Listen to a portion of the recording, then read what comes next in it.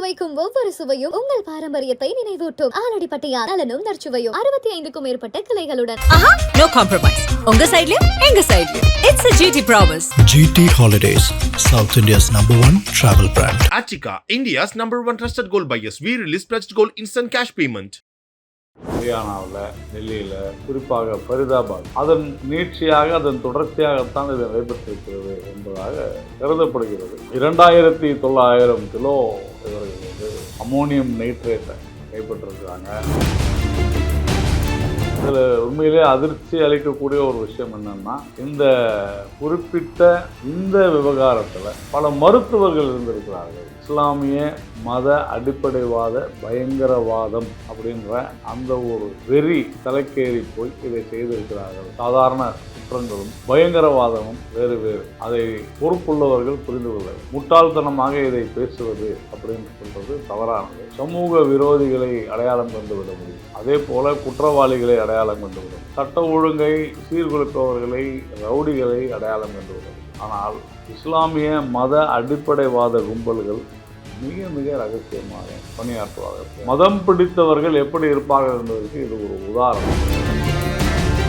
இப்போ வரக்கூடிய செய்திகளை எல்லாம் வச்சு பார்க்கும்போது சார், ஆல்ரெடி நடந்தது, ஈவன் நம்ம பகல்காமில் நம்ம ஆப்ரேஷன் சிந்தூர் அதனுடைய தொடர்ச்சியாக அதுக்கான ஒரு பதிலடியாக இருக்கும் அப்படின்றதெல்லாம் நிறைய பேசப்படுது. இந்திய நாடு மட்டுமல்ல, இதில் சில நாடுகளும் இணைந்து இதை வந்து ஊக்குவிக்கின்றன என்பதுதான். அதனால் இதை வந்து அரசாங்கம் மிக கடுமையாக எதிர்கொள்ளும், அதில் ஒன்றும் சந்தேகமே கிடையாது. இதை நாம் வந்து சட்ட ஒழுங்கு அப்படின்ற அந்த சீர்கேடு அப்படி நம்ம பார்ப்போமேயானால் அது ஒரு தவறான அல்லது ஒரு அந்த அணுகுமுறை சரியில்லை என்றுதான். இல்லை, ஏன் அப்படி வந்துடுதுன்னா சார், இப்போது நிறைய பேசப்படுது. அப்படி பேசப்படும் போது நம்ம வேறொரு மாநிலத்தில், குறிப்பாக தமிழ்நாட்டில் ஒரு பிரச்சனை, கரூரில் ஒரு சம்பவம் நடக்குதுன்னா அங்கே வந்து போலீஸ் வந்து ஏற்கனவே வந்து அதை உணர்ந்திருக்கணும், இன்டெலிஜென்ஸ் வந்து அந்த ரிப்போர்ட் பண்ணியிருக்கணும், அங்கே ஒரு ஃபெயிலியர், அதை வந்து அரசாங்கம் ஏற்றுக்கணும் அப்படின்னு கேட்கும்போது இவங்க திரும்ப கேட்கறது நியாயமானது. திருப்பி அதே விஷயம் தான் நான் மறுபடியும் சொல்லுவேன். ஒருத்தர் தன்னுடைய உயிரை கொடுத்து பல உயிர்களை வாங்கக்கூடிய ஒரு விஷயம், நிறைய வித்தியாசம். இதையெல்லாம் நம்ம வாய் இருக்கிறதுன்னு கேள்வி கேட்கறது தவறானது.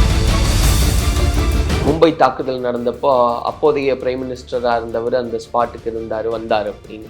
ஆனால் இப்போ இந்த ஒரு சம்பவம் நடக்கும்போது நம்முடைய பிரைம் மினிஸ்டர் இங்கே இல்லை, இப்படியான கருத்துக்களை எல்லாம் வைக்கிறாங்க இல்லையா? இது எல்லாத்துக்கும் பிரதமர் போகணும் அப்படின்றது இல்லை. பிரதமர் எந்த அளவிற்கு நடவடிக்கை எடுப்பார், இதுவரைக்கும் எடுத்திருக்கிறார் என்பதையெல்லாம் நாம் பார்த்து கொண்டு தான். அதனால் சும்மா ஒரு அரசியல் பேசணுன்றதுக்காக யார் வேணாலும் இல்லை. இந்த விமர்சனம் இப்போ மட்டும் இல்லை சார், போன தடவை பகல்காமில் நடந்தப்போ இதே விமர்சனங்கள் வைக்கப்பட்டது சார். நீங்கள் உங்களுக்கு இல்லை ஒரு ஆறுதலாவது இருக்கும், பாதுகாப்பு இல்லை. பிரதமர் வந்து அவங்களெல்லாம் சந்திச்சாங்க எல்லாருமே. ஆனால் பிரதமர் எங்கு செல்ல வேண்டும், எப்போது செல்ல வேண்டும் முடிவு செய்ய வேண்டியது நானும் நீங்கள். இத்தனை ஆண்டுகால ஆட்சியில் அங்கொன்றும் இங்கொன்றுமாக தான் இந்த மாதிரியான ஒரு பெரிய பயங்கரவாத சதின்றது நடந்திருக்கு. அப்போ கடந்த காலத்தை ஒப்பிட்டும் பாஜகவினுடைய ஆட்சி சிறப்பானதாக இருக்கு. அப்படிங்கும்போது இந்த பயங்கரவாதம் அப்படின்னு வந்த உடனேயே 10 நடந்தா என்ன, 2 நடந்தா என்ன, நடக்காம தடுக்கிறது தானே ஒரு நாட்டினுடைய நம்முடைய பிரைம் மினிஸ்டருக்கு அழகா இருக்கும் அப்படின்றது. 1, 2 தானே நடக்குது அப்படின்றது சரியா? சார் வணக்கம். வணக்கம். டெல்லியில் செங்கோட்டை அருகில் நிகழ்ந்திருக்கக்கூடிய இந்த ஒரு பெரிய துயரம் அப்படின்றத பார்க்குறோம். கார் குண்டு அப்படின்றது இன்னும் பலி எண்ணிக்கை உயர்கிறது அப்படின்ற மாதிரியான செய்திகள், நிறைய பேர் பாதிக்கப்பட்டிருக்காங்க அப்படின்றதெல்லாம். முதல்ல இந்த சம்பவம் குறித்து உங்களுடைய பார்வை எப்படி? ஒரு துரதிருஷ்டவசமான சம்பவம். 2014க்கு பிறகு, குறிப்பாக 2011க்கு பிறகு டெல்லியில் நடைபெற்றிருக்கக்கூடிய குண்டு வெடிப்புகள் அப்படின்றது கிட்டத்தட்ட 14 வருடங்களாக இல்லை. நேற்று தினம் நடைபெற்றிருப்பது தான் முதல் சம்பவமாக, முதல் குண்டு வெடிப்பு கடந்த 14 வருடங்கள்ல இருக்கும்போது இது உண்மையிலேயே அதிர்ச்சிகரமான ஒரு விஷயம். இந்த சம்பவத்திற்கு முன்னால ஜம்மு காஷ்மீர், ஹரியானா மற்றும் டெல்லியினுடைய புலனாய்வு அமைப்புகள், காவல்துறையினர் ஒரு மிகப்பெரிய ஒரு சோதனையை மேற்கொண்டிருந்தனர். ஹரியானாவில், டெல்லியில், குறிப்பாக ஃபரிதாபாத், அதன் நீட்சியாக அதன் தொடர்ச்சியாகத்தான் இது நடைபெற்றிருக்கிறது என்பதாக கருதப்படுகிறது. கிட்டத்தட்ட 2900 கிலோ இவர்கள் வந்து அமோனியம் நைட்ரேட்டை கைப்பற்றிருக்கிறாங்க. ஆயுதங்களை பறிமுதல் செய்திருக்கிறார்கள். பல வீடுகளில் சோதனையிட்டிருக்கிறார்கள்.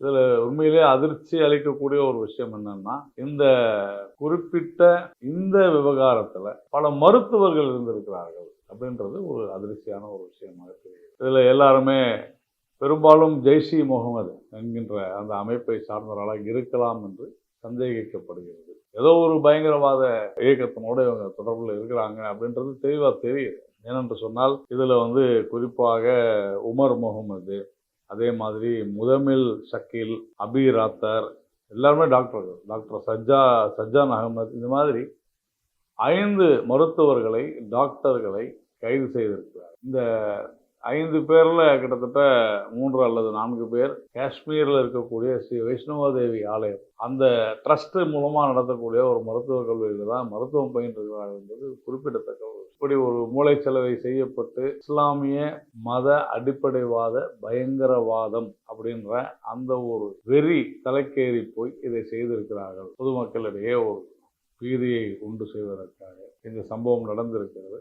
நம்முடைய பிரதமரும் மிக தெளிவாக சொல்லியிருக்கிறார், யாராக இருந்தாலும் அவர்கள் இதன் பின்னணியில் இருப்பவர்கள் உறுதியாக தண்டிக்கப்படுவார்கள். அதை தான் நாம் சொல்லியிருக்கிறோம். ஏற்கனவே சில மாதங்களுக்கு முன்னாலே நடந்த காஷ்மீரிலே நடந்த பஹல்காமில் நடந்த துப்பாக்கி சூட்டில் அதன் பிறகு பாகிஸ்தான் கூட நாம் ஒரு சில விஷயங்களை நாம் நிறுத்திய போது இனி மறுபடியும் இது போல நடந்தால் அது ஆக்ட் ஆஃப் டெரராகத்தான் கருதப்படும் என்று சொல்லியிருந்தோம். உறுதியாக இந்த விஷயம் குறித்து ஒரு கடும் நடவடிக்கை இருக்கும் என்று நாம் நம்பலாம். இப்போ நீங்கள் சொன்ன மாதிரி சார், ஒரு பக்கம் தொடர்ந்து அந்த சோதனை முயற்சியெல்லாம் நடந்துக்கிட்டே இருந்தது. அதில் 2900 அந்த வெடிமருந்துகளானது அவ்வளவு கிலோவில் எடுத்திருக்காங்க அப்படின்னு அந்த ப்ராசஸ் ஒரு பக்கம் போயிட்டு இருக்கும்போது இன்னொரு பக்கம் ஒரு இன்சிடென்ட் அப்படிங்கும்போது அந்த ரெஸ்பான்சிபிலிட்டி அப்படின்றது வந்துடுது இல்லையா?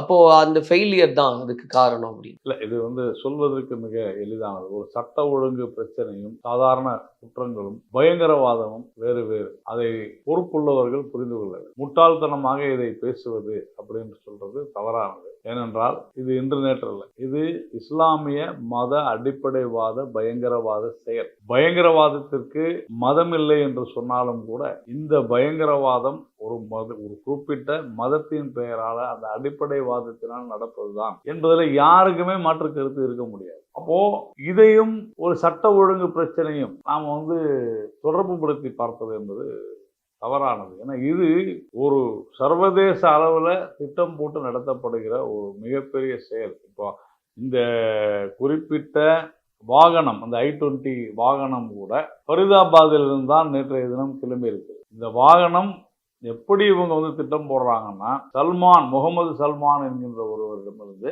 7வது நபராக இந்த இப்பொழுது ஓட்டுகின்ற அந்த தாரிக் அப்படின்ற ஒரு நபர், அந்த நபரிடம் சேருகிறது. அதனால இது புல்வாமால இருக்கக்கூடிய மருத்துவர்கள். அதனால நாம நினைப்பது போல இது ஒரு ஜஸ்ட் லைக் தட் இது யார் பொறுப்பு இருக்கிறது?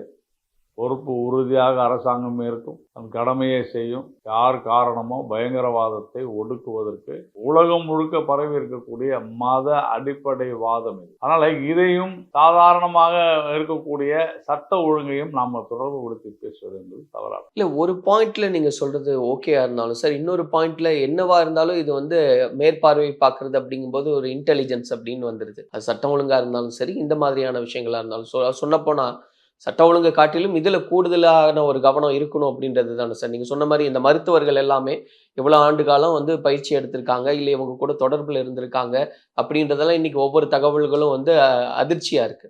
அப்ப இன்னுமே போக்கஸ்டா இருக்கணும் இல்லையா சார்? நீங்க சமூக விரோதிகளை அடையாளம் கண்டுவிட முடியும், அதே போல குற்றவாளிகளை அடையாளம் கண்டுவிட முடியும், சட்ட ஒழுங்கை சீர்குலைப்பவர்களை, ரவுடிகளை அடையாளம் கண்டுவிட முடியும். ஆனால் இஸ்லாமிய மத அடிப்படைவாத கும்பல்கள் மிக மிக ரகசியமாக பணியாற்றுவார்கள், செயலாற்றுவார்கள். அதில் குறிப்பாக இன்னைக்கு அவர்களுடைய இந்த நபர்களுடைய குடும்பத்தினர், தாயாரெல்லாம் கேட்கும்போது இந்த மாதிரி நாங்கள் நினைச்சு கூட பார்க்கல அப்படின்றாங்க. இதுதான் மூளைச்சலவை என்பது.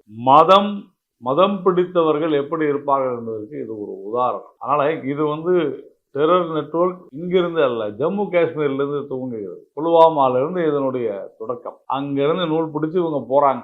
எங்கே ஹரியானா, டெல்லி எல்லா இடத்துலையும் போகிறாங்க. குஜராத் வரைக்கும், ஹைதராபாத், பல இடங்களில் இந்த ஆப்ரேஷன்ஸ் நடக்குது. இது இதெல்லாம் இன்னும் போக போக நமக்கு தெரியும் எத்தனை அசம்பாவிதங்கள் தவிர்க்கப்பட்டு இருக்கின்றன என்பது நமக்கு தெரியும். நீங்கள் இந்த ஒரு விஷயம் நடந்துருச்சேன்னு சொல்கிறீங்க, ஆனால் பல 100 விஷயங்கள் நடக்காமல் தடுக்கப்பட்டிருக்கிறது என்பதை நாம் புரிந்து கொள்வோம். இல்லை சொல்லும்போது சார் இப்போ வந்து இது அவ்வளோ டெப்த்தாக வந்து கவனிக்க வேண்டியதாக இருக்குது, மற்றதோட கம்பேர் பண்ணாதீங்கன்னு சொன்னாலும் கூட இந்த மாதிரியான விஷயங்களை ஃபைண்ட் அவுட் பண்ணுறதுக்கு தான் நம்ம NIA போன்ற தேசிய முகமைகள்லாம் இருக்குது. அப்போது அவங்களும் அதை வந்து ட்ரேஸ் பண்ணிக்கிட்டே இருக்காங்க, எங்கெங்க அந்த ரூட்ஸ் இருக்குது, என்ன நடக்குது அப்படின்னு. அப்போ இன்னுமே நம்ம அந்தளவுக்கு ஸ்டபானா இல்லைன்னு நம்ம ஒத்துக்கிறோமா? இல்லை, இது நாமே பலவீனமாக எண்ணக்கூடிய ஒரு செயலாகத்தான் நான் கருதுகிறேன். நீங்கள் எங்கிட்ட இருந்து பதில் வாங்குறதுக்காக இந்த கேள்வியை கேட்டாலும் கூட இது போன்ற கேள்விகளையே தவிர்க்க வேண்டும் என்று தான் நான் நினைக்கிறேன். என்று சொன்னால், நான் ஏற்கனவே சொன்னேன், இது இஸ்லாமிய மத அடிப்படைவாத பயங்கரவாதம், மதத்தின் பெயரால் நடக்கக்கூடிய மிகப்பெரிய மோசமான கொடூரமான சம்பவங்கள். இதில் யார் எதில் கனெக்ட் ஆகி இருக்கிறாங்கன்னு யாருக்குமே தெரியாது. அந்த அளவிற்கு இன்று நேற்றல்ல, இது காலமாக நடந்து கொண்டிருக்கிற விஷயம். இதை நான் ஏற்கனவே சொன்னது போல கடந்த 14 வருடங்களாக டெல்லியில் இதுவரையிலும் ஒரு சின்ன அசம்பாவிதம் கூட நடைபெறவில்லை. ஆனால் இன்னைக்கு ஒரு மத அடிப்படையிலான ஒரு குண்டு வெடிப்பு நடந்திருக்கிறது என்பதை அரசாங்கம் ரொம்ப சீரியஸாக எடுத்துக்கும். உறுதியாக இதற்கு காரணமானவர்கள் கண்டுபிடிக்கப்படுவார்கள் என்பது தண்டிக்கப்படுவார்கள். இப்போ வரக்கூடிய செய்திகளை எல்லாம் வச்சு பார்க்கும்போது சார், ஆல்ரெடி நடந்தது, ஈவன் நம்ம பகல்காமில் நம்ம ஆப்ரேஷன் சிந்தூர் அதனுடைய தொடர்ச்சியாக அதுக்கான ஒரு பதிலடியாக இருக்கும் அப்படின்றதெல்லாம் நிறைய பேசப்படுது. பட் அந்த ஆங்கிளில் விசாரணை அப்படின்றது இருக்குமா, இல்லை அது குறித்து ஒரு பார்வை அப்படின்றது? உங்களுக்கு பயங்கரவாதம் என்பது தொடர்ந்து அதுதான், மத அடிப்படைவாத பயங்கரவாதம் என்பது அதுதான். இது இந்திய நாடு மட்டுமல்ல, இதில் சில நாடுகளும் இணைந்து இதை ஊக்குவிக்கின்றன என்பதுதான். குறிப்பாக நாம் பாகிஸ்தான் போன்ற நாடுகள் அங்கிருந்து வருகிறார்கள். இதனுடைய பின்னணியில் இப்போ ஜெய்ஷே முகமதெல்லாம் பார்த்தீங்கன்னா கண்டிப்பாக அவங்க பாகிஸ்தான்ல இருந்தால் ஆப்ரேட் பண்ணுறாங்க. அதனால் இது கடந்த 14 ஆண்டுகளாக நாம் இந்தியாவில் பல்வேறு குண்டு வெடிப்புகளை பார்த்திருக்கிறோம். ஆனால் கடந்த 10 வருடங்களில் பாரதிய ஜனதா கட்சி ஆட்சியில் புல்வாமா உட்பட ஒரு சில இடங்கள் குறிப்பாக இராணுவ வீரர்களை குறிவைத்து தாக்குதல் நடந்திருக்கிறது. காஷ்மீர் எல்லையில் தாக்குதல் நடந்திருக்கிறது. அதை தாண்டி அவர்களால் இதுவரையிலும் எங்கும் வர முடியவில்லை. சிவிலியன்ஸை, சாதாரண பொதுமக்கள் மீதான தாக்குதல்கள் எதுவும் நடக்கவில்லை. பகல்காம் தான் எனக்கு தெரிந்த முதல் தாக்குதல், ஒரு பயங்கரமான தாக்குதல், அதில் ஒன்றும் சந்தேகம் இல்லை. அதுக்கூட காஷ்மீரில். அதை தாண்டி வெளியில் ஒன்று நடந்திருக்கிறது என்று சொன்னால் அது நேற்றைய தினம் நடந்திருக்கக்கூடியது தான். அதனால் இதை அரசாங்கம் மிக கடுமையாக எதிர்கொள்ளும், அதில் ஒன்றும் சந்தேகமே கிடையாது. அதனால் இதை நாம் போக போகத்தான் தெரியும் இதை எப்படி நாம் கையாள போகிறோம், இதில் யார் பின்னணி இருக்கிறாங்க. ஆனால் இதை நாம் சட்ட ஒழுங்கு அப்படின்ற அந்த சீர்கேடு அப்படி நம்ம பார்ப்போமேயானால் அது ஒரு தவறான அல்லது ஒரு அந்த அணுகுமுறை சரியில்லை என்றுதான். இல்லை, ஏன் அப்படி வந்துருதுன்னா சார், இப்போ நிறைய பேசப்படுது. அப்படி பேசப்படும் போது நம்ம வேறொரு மாநிலத்தில், குறிப்பாக தமிழ்நாட்டில் ஒரு பிரச்சனை, கரூரில் ஒரு சம்பவம் நடக்குதுன்னா அங்கே போலீஸ் ஏற்கனவே அதை உணர்ந்திருக்கணும், இன்டெலிஜென்ஸ் அந்த ரிப்போர்ட் பண்ணியிருக்கணும், அங்கே ஒரு ஃபெயிலியர், அதை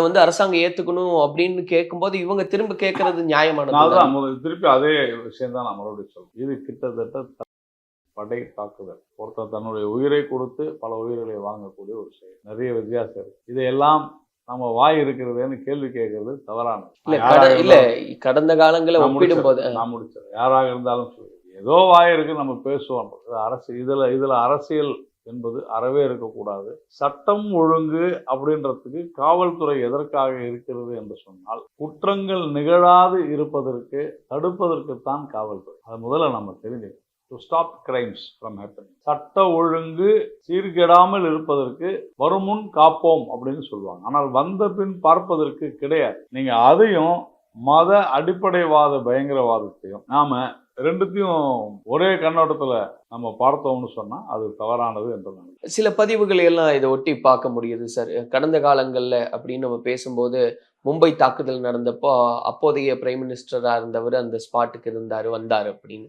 ஆனால் இப்போ இந்த ஒரு சம்பவம் நடக்கும்போது நம்முடைய பிரைம் மினிஸ்டர் இங்கே இல்லை, இப்படியான கருத்துக்களை எல்லாம் வைக்கிறாங்க இல்லையா? நீங்கள் அப்படி பார்த்தோம்னா, நடந்து ஒரு 2-3 நாட்களுக்கு பிறகு நம்முடைய அன்றைய எதிர்கட்சி தலைவராக இருந்த திரு அத்வானி அவர்கள் உடனே சென்றார். யாருடன் சென்றார்? பிரதமருடன் சென்றார். நம்ம புரிந்து கொள்ள வேண்டும். அதனால் இது எல்லாத்துக்கும் பிரதமர் போகணும் அப்படின்றது இல்லை. இதை நேற்றைய தினம் இந்த அந்த ரத்தம் காய்வதற்கு முன்னால் என்று சொல்லலாம். அப்படிப்பட்ட ஒரு குயிக் நோட்டீஸில் நம்முடைய உள்துறை அமைச்சர் அங்கே ஸ்பாட்டுக்கு சென்றிருக்கிறார். அதை யாராலும் மறுக்க முடியாது. பிரதமர் எந்த அளவிற்கு நடவடிக்கை எடுப்பார், இதுவரைக்கும் எடுத்திருக்கிறார் என்பதையெல்லாம் நாம் பார்த்து கொண்டு தான். அதனால் சும்மா ஒரு அரசியல் பேசணுன்றதுக்காக யார் வேணாலும் இல்லை, இந்த விமர்சனம் இப்போ மட்டும் இல்லை சார். போன தடவை பகல்காமில் நடந்தப்போ இதே விமர்சனங்கள் வைக்கப்பட்டது சார். நீங்கள் இப்போ உங்களுக்கு இல்ல ஒரு ஆறுதலாவது இருக்கும். பாதுகாப்பு இல்லை. பிரதமர் அவங்களால சந்திச்சாங்க எல்லாருமே. ஆனால் பிரதமர் எங்கு செல்ல வேண்டும், எப்போது செல்ல வேண்டும் முடிவு செய்ய வேண்டியது நானும் நீங்களும் அல்ல. அதை இராணுவமும் அந்தந்த அமைப்புகளும் முடிவு செய்யும். பிரதமர் போனால் அங்கே அவருக்கு மட்டுமல்ல, அவரை சுற்றியவர்களுக்கும் பாதுகாப்பு பிரச்சனை. அதெல்லாம் நம்ம புரிஞ்சுக்கிட்டு பொறுப்போடு பேசுறது தான் சரியாகும். நம்ம ஒரு ஒப்பீடு சொல்றோம். நம்ம இத்தனை ஆண்டுகால ஆட்சியில அங்கொன்றும் இங்கொன்றுமாக தான் இந்த மாதிரியான ஒரு பெரிய பயங்கரவாத சதின்றது நடந்திருக்கு. அப்போ கடந்த காலத்தை ஒப்பிட்டும் பாஜகவினுடைய ஆட்சி சிறப்பானதாக இருக்கு. அப்படிங்கும்போது இந்த பயங்கரவாதம் அப்படின்னு வந்த உடனேயே 10 நடந்தா என்ன, 2 நடந்தா என்ன, நடக்காம தடுக்கிறது தானே ஒரு நாட்டினுடைய ஒரு நம்முடைய பிரைம் மினிஸ்டருக்கு அழகா இருக்கும் அப்படின்றது. 1, 2 தானே நடக்குது அப்படின்றது சரியா? அப்படி சொல்லல, நீங்க புரிஞ்சுங்க. நான் அதனால அந்த ஆட்சியில் நடந்துச்சுன்றதை பற்றியே நான் பேசுறேன். ஆனால் பயங்கரவாதத்தை தடுப்பது எப்படி அப்படின்னு சொன்னா, இந்தியா ஒரு மிகப்பெரிய ஒரு ஜனநாயக நாடு, உலகத்திலேயே மிகப்பெரிய ஜனநாயக நாடு. இந்த பயங்கரவாதத்தை தடுப்பதற்காக பல்வேறு கடுமையான நடவடிக்கைகள் நாம் எடுக்கணும்.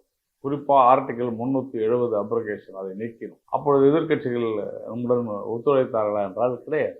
அது புரிஞ்சுங்க. நாம் கோர்ட்டு கூட நம்ம சொன்னோம், இங்கே சூழ்நிலை சரியில்லை, இங்கே அங்கே ஜனநாயகம் என்கிற பெயரில் அங்கே இருக்கக்கூடிய அரசியல் கட்சிகள் கூட இது போன்ற நபர்களை ஊக்குவிப்பார்கள். இது மாதிரி பல விஷயங்கள் இருக்குது. அதனால தான் கோர்ட்டிலேயே பல விஷயங்களை சொன்னோம். அமைதி அங்கே திரும்பி இருக்கிறது. இங்கே மீண்டும் இப்பொழுது தேர்தல் நடத்தினால் தேவையில்லாத பிரச்சனைகள் வரும்னு சொல்லும்போது கூட இங்கே இருக்கக்கூடிய எதிர்கட்சிகள் கூட அரசாங்கத்தை கேட்கவில்லை. அரசியல் காரணங்களுக்காக கேட்காமல் தான் இதையெல்லாம் செய்தார். இது எல்லாமே ஒரு ஒரு பெரிய லிங்க் அப்படின்னு சொன்னால் காஷ்மீர் விவகாரம் தான். ஆனால் இது இன்று நேற்று தான். அந்த காஷ்மீர் விவகாரம் என்பது இன்று நேற்று நடப்பது அல்ல, அதை புரிந்து கொள்ள வேண்டும். அதை தீர்ப்பதற்கான கடுமையான நடவடிக்கை எடுத்தால் மட்டும்தான். காஷ்மீர் நம் நாட்டின் ஒரு அங்கம். பாகிஸ்தான் ஆக்கிரமித்துள்ள காஷ்மீரை நாம் எடுக்க வேண்டும். அப்போ அவர்கள் மதத்தின் அடிப்படையில் போர் தொடுக்கிறார்கள். சாதாரண விஷயம் இல்லை. இதுல கம்பேர் பண்ணி அங்க 10 தான் நடந்துச்சு, இப்போ 1 தான், அப்படி சொல்லவே இல்லை. பயங்கரவாதம் முற்றிலுமாக ஒழிக்கப்பட வேண்டும் என்பதில் சந்தேகமே கிடையாது. ஆனால் அந்த பயங்கரவாதிகளுக்கு துணை போகிறார்கள் என்று நான் சொல்ல மாட்டேன், சற்று மிகையாக இருக்கும். ஆனால் அதை புரிந்து கொள்ளாமல் ஒரு ஜனநாயகத்தை காப்பதாக சொல்லிக்கொண்டு ஜனநாயக விரோதமாக நடந்து கொள்ளக்கூடிய எதிர்கட்சிகள் இருக்கும் பொழுது என்ன செய்ய முடியும்? இதுதான் சிக்கலே. அப்போ நம்மை பொறுத்த வரையில முதல்ல நான் சொன்னது கூட, நேற்றைய தினம் நடந்தது உண்மையிலேயே கடும் கண்டனத்திற்குரிய, அதெல்லாம் ஒன்றும் சந்தேகமே இல்லை. ஆனால் நேற்று தான் 10 வருடங்கள் 11 வருடங்களுக்கு பிறகு நடந்திருக்கிறது அப்படின்னு ஏன் சொல்றோம் அப்படின்னு சொன்னா, இது ஒரு காஷன் தான். அதுல ஒன்றும் இது ஒரு எச்சரிக்கை. அதனால உறுதியாக அரசாங்கம் இதை கடுமையாக எதிர்கொள்ளும். இனி நம்முடைய நாட்டில் இது போன்ற சம்பவங்கள் நடக்கக்கூடாது, இந்த பயங்கரவாத அச்சுறுத்தல் இருக்கக்கூடாது, குறிப்பாக மத அடிப்படைவாதிகளால் நமக்கு அச்சுறுத்தல் வரக்கூடாது என்பதற்கு இன்னும் சற்றே நாம் கவனமாக இருப்பதில் தவறு. இப்போ இது பேசும்போது சார், பாகிஸ்தான் ஆக்கிரமிப்பு காஷ்மீர் அப்படின்னு வரும்போது அந்த POK கடந்த முறை, அதாவது ஆப்ரேஷன் சிந்தூர் டைம்லேயே அதுக்கான ஒரு பெரிய ஸ்பேஸ், அதுக்கான ஒரு வாய்ப்பு இருக்கு, நம்ம வசப்படுத்திடலான்ற அளவுக்கான அந்த பேச்சுக்கள்லாம் இருந்தது. ஆனா அதை இன்னுமே தாமதப்படுத்த போறோமா? பேச்சு இருந்துச்சுலாம் நம்ம அதெல்லாம் சும்மா பேச்சு இருந்துச்சு, யாரோ சொன்னாங்க, இதெல்லாம் அப்படிலாம் முடிக்கிற ஒரு விஷயம். நேரம் வரும்போது பாகிஸ்தான் ஆக்கிரமிப்பு காஷ்மீர் இந்தியாவின் வசமாகும், அதில் ஒன்றும் சந்தேகம். இதற்கான பதிலடி என்னவா இருக்கும், எப்படியா இருக்கும்? இப்போ இதுல நேற்று நடந்ததுல யாரெல்லாம் பின்னணியில் இருக்கிறாங்க அப்படின்றது இன்வெஸ்டிகேஷன் தெரியும். நாம பேசுறது இன்னும் 24 மணி நேரம் கூட ஆகவில்லை, நாம பேசிக்கொண்டிருக்கோம். ஆனால் நமக்கு ஊடகங்களின் வாயிலாக வந்திருக்கக்கூடிய செய்திகளின் அடிப்படையில், அமைச்சர்கள் சொல்லிய செய்திகளின் அடிப்படையில் நாம் பேசிட்டு. அதனால் இதனுடைய முழு விசாரணை முடிவு என்னன்றது நம்ம போக போக தான் பார்ப்போம். ஆனால் இது முழுக்க இஸ்லாமிய மத அடிப்படைவாத தீவிரவாத பயங்கரவாத செயல் என்பதில் எந்த சந்தேகமும் இல்லை. அதற்குண்டான பிரைமா ஃபேசி முகாந்திரம் என்னன்றதை நம்ம பார்ப்போம். அப்போ இதை நம்ம ஒடுக்க வேண்டியது ஒவ்வொருவருடைய கடமையும் கூட. நாம் அரசாங்கத்திற்கு துணையாக இருப்போம், அரசாங்கத்தோடு ஒத்துழைப்போம். அரசு நிறுவனங்கள் உறுதியாக இதன் பின்னணியில் இருக்கக்கூடியவர்களை அம்பலத்துக்கு கொண்டு வருவார்கள் என்று நான் பொறுத்திருந்து நம்ம பார்த்து பேசுவோம் சார். நன்றி. நன்றி. இங்கே சுவைக்கும் ஒவ்வொரு சுவையும் உங்கள் பாரம்பரியத்தை நினைவூட்டும். ஆலடிப்பட்டியார் நலனும் நற்சுவையும் 65க்கும் மேற்பட்ட கிளைகளுடன். Aha, no compromise. உங்க சைடுலயும் எங்க சைடுலயும். It's a GT Promise. GT Holidays, South India's #1 travel brand. Achika, India's #1 trusted gold buyers. We release pledged gold instant cash payment.